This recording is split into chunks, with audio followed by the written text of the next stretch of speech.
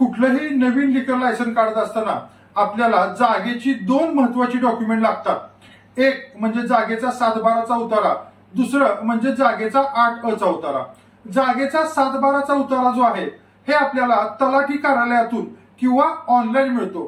तर जागेचा 8अ चा उतारा आहे हे तुम्हाला तुमच्या ग्रामपंचायत किंवा नगर पालिकेमधून मिळत असतो। मित्रांनो, बरेच जण काय करतायत, जो ऑनलाईन स्वरूपात 8अ चा उतारा आहे जागेचा, तोच ग्रामपंचायतचा 8अ चा उतारा म्हणून देतायत किंवा जोडतायत, तर तो आपल्याला चालत नाही।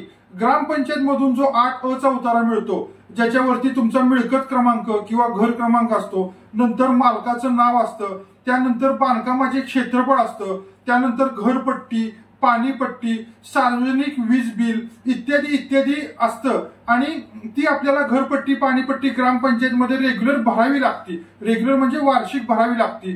तो जो उतारा असतो 8अ चा उतारा, तो आपल्याला लागतो आणि तो चालतो। तो त्या जागेवरील बांधकामाचा पुरावा असतो।